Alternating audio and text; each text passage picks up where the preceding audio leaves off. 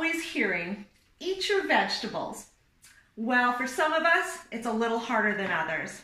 But there's one vegetable that I will never shy away from, and that is the artichoke. It's my absolute favorite vegetable. Probably growing up Italian, I was exposed at an early age, and it's one thing I always look forward to this time of year. Now, the artichoke to me is one of the sexiest vegetables. And you're saying, how can a vegetable be sexy, Martine? Well, I'll tell you.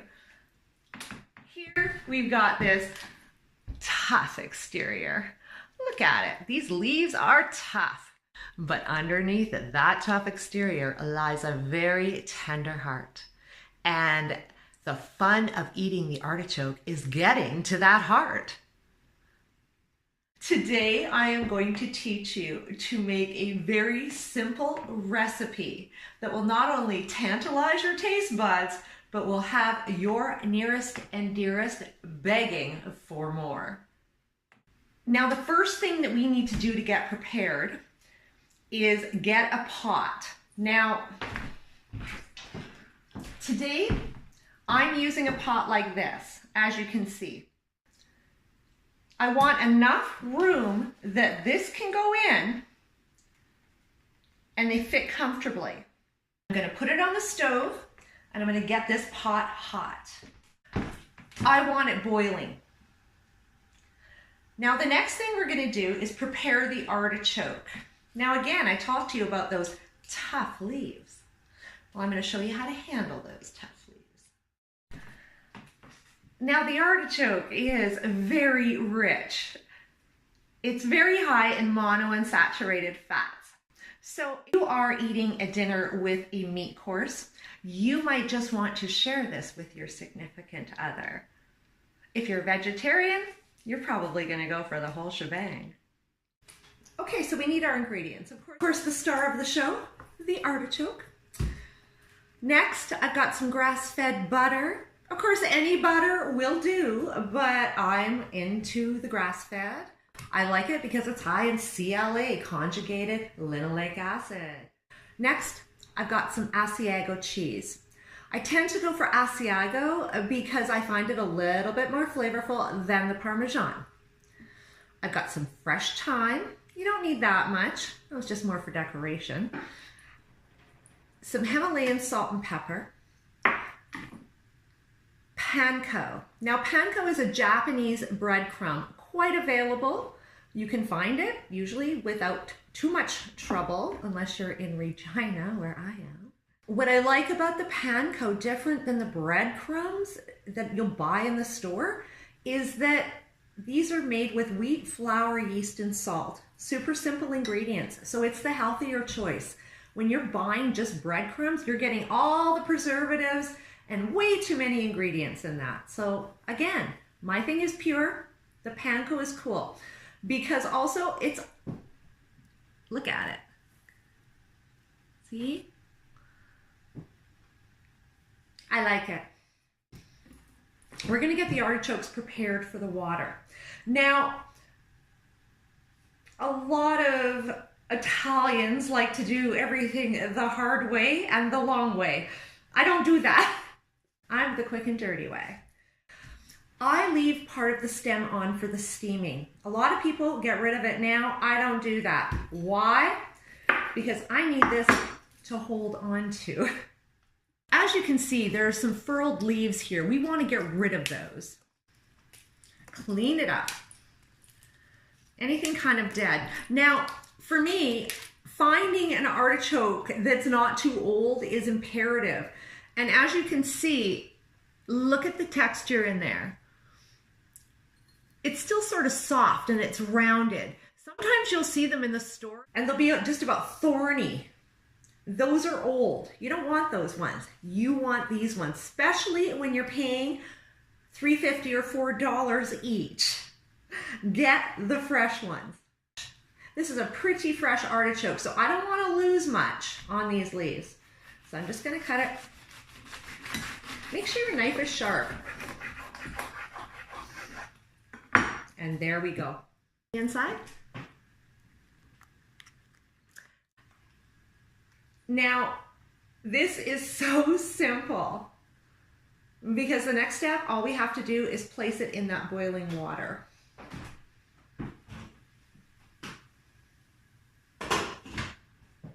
Now, I'm going to let that go for about 20 minutes. And in the meantime, we're going to get the other ingredients together. So I'm going to do the Himalayan salt. I've got the rocks, so I don't need that much. And then some peppercorns. I've also got some thyme. So now I'm just going to want to pull off some of those leaves. Now, if you had oregano, you could do oregano. If you had rosemary, you could do rosemary. I just happen to have thyme, and I think it goes really nice with the artichokes. You don't need a ton of this. So my little display was a little too much. We don't need to waste. Now, I also did something a little different. I threw a garlic clove into the oven on the bottom a while ago. I'm just going to retrieve that. Now I'm just going to blend that up. I can smell that garlic.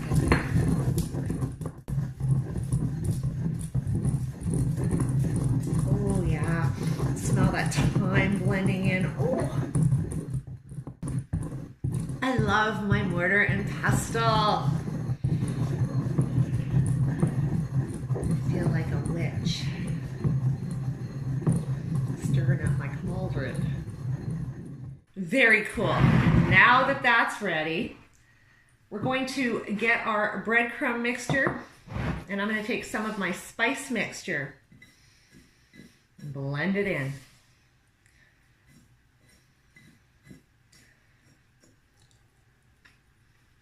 Oh yeah, perfect. Now, of course, I've got my Asiago cheese. I like to grate it right in. Don't need a ton. So I'm just going to work that right into my breadcrumbs.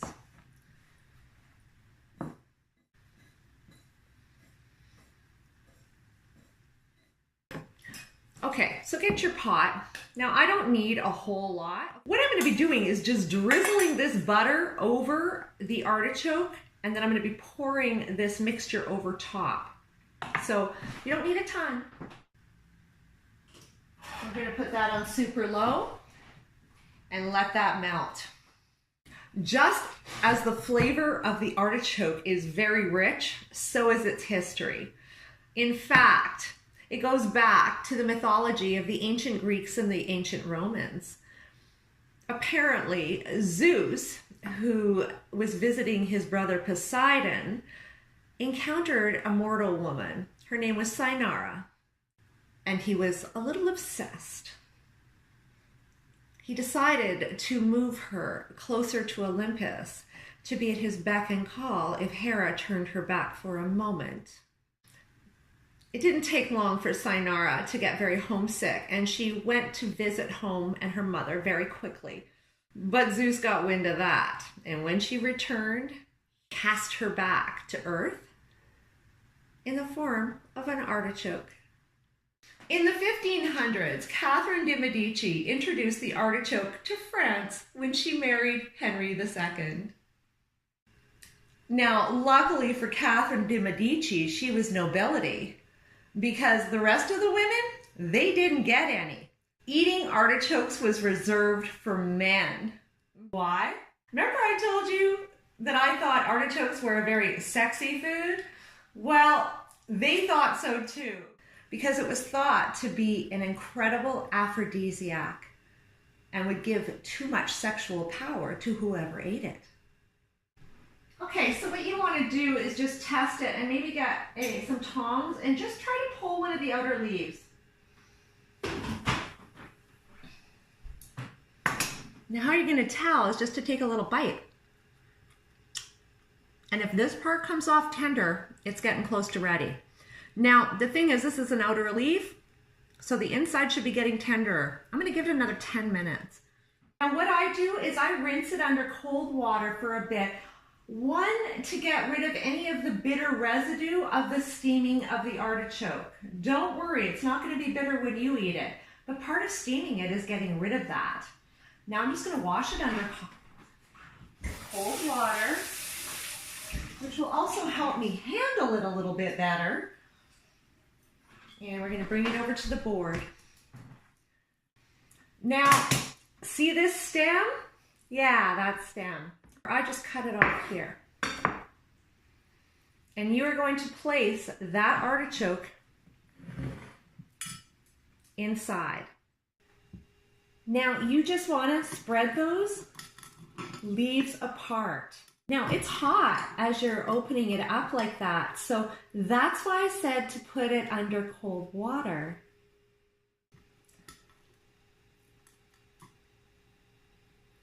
They should just nicely fall, but it shouldn't be so overcooked that it's falling apart. So that's why I keep saying to test it as you go. Like that. Now you can see those leaves all spread apart. And you want to really try to get into that heart area too, because we are cracking it wide open.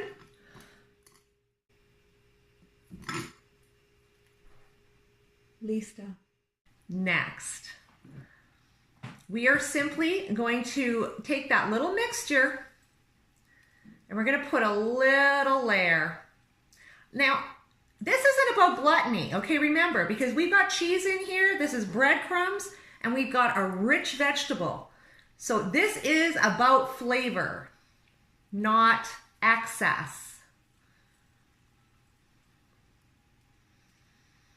You're allowed to eat the fat. Don't be a glutton.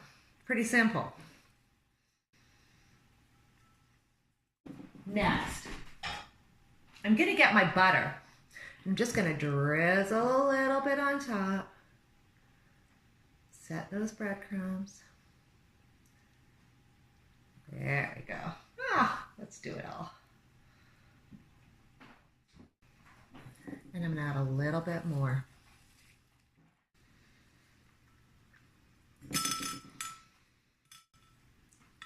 Get into those hard to reach places. Just like that. And it's ready for the oven. Let's do it. Now, we get back to having that little piece of stem. Why do you like this piece of stem? I'm going to show you. I'm going to take that pot of butter and I am going to dip this stem in it.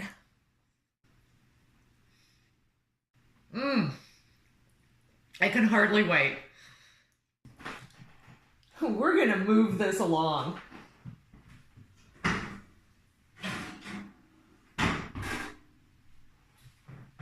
There it is. Of course, we can see those leaves browning up. Just needs a little bit more. And now we're gonna broil it. I'm anxiously awaiting my artichoke. I can't wait. I have a bowl. Of course, I need that for the discarded leaves. Everybody needs one.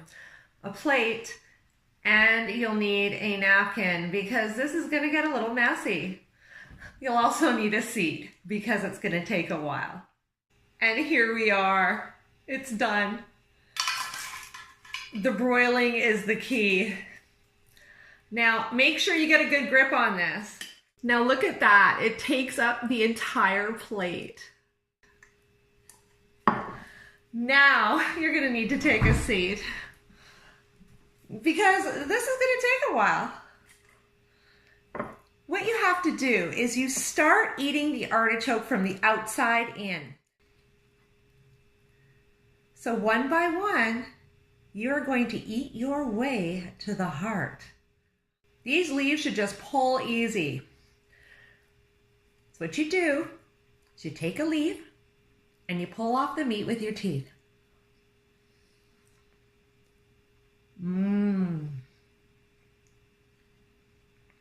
Now, as you can see, this is going to be a bit of work. Delicious work.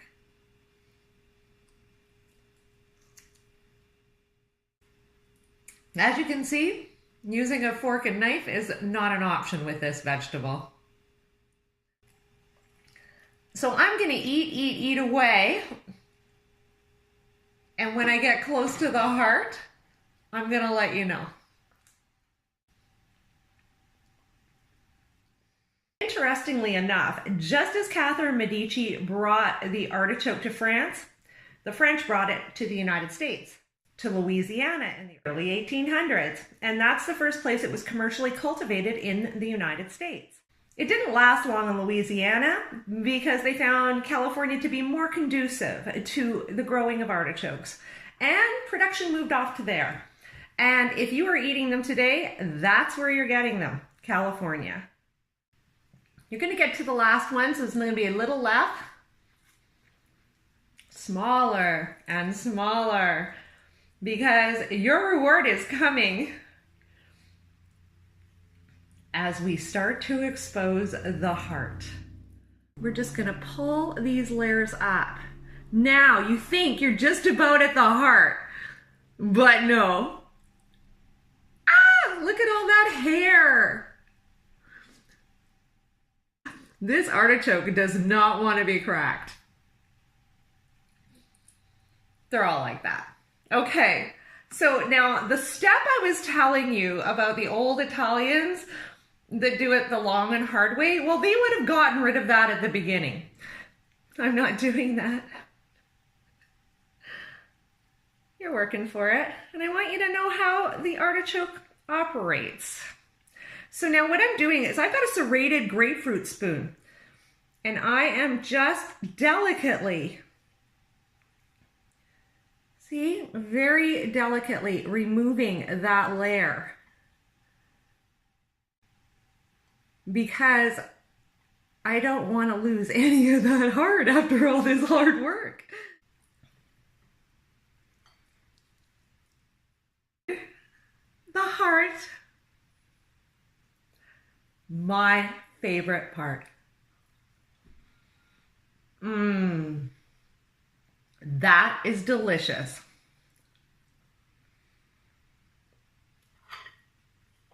Now, a lot of people have had artichokes in the can. So if you realized how hard it was to get to the heart, you probably would have appreciated them a whole lot more, I imagine. Yeah. Another interesting little tidbit about the artichoke. In the 1920s, there was an Italian mobster in New York, Ciro Terranova. He was also known as the Artichoke King. He saw a market in artichokes grown in California for sale in New York. And apparently the artichoke action was so good, he wanted to corner the market by force. He threatened merchants, distributors, even burned down fields to get everyone to comply. Well, of course, at the time, Mayor LaGuardia wouldn't have any of it. So he declared the sale, possession, and display of artichokes illegal in New York. It only lasted a week. He admitted he liked artichokes, but he effectively broke the artichoke cartel. And one more interesting little tidbit. Did you know that Marilyn Monroe was crowned an artichoke queen? Yes, she was. 1949, before she became a star. And there you have it, the artichoke from beginning to end. We've done it all. Who knew the artichoke was so interesting? Thanks so much for joining. And if you enjoyed this video, I'd love you to subscribe to my channel. As well, check me out on Facebook at Thrive at 50, and I'm also on Instagram as well. Have a fabulous day.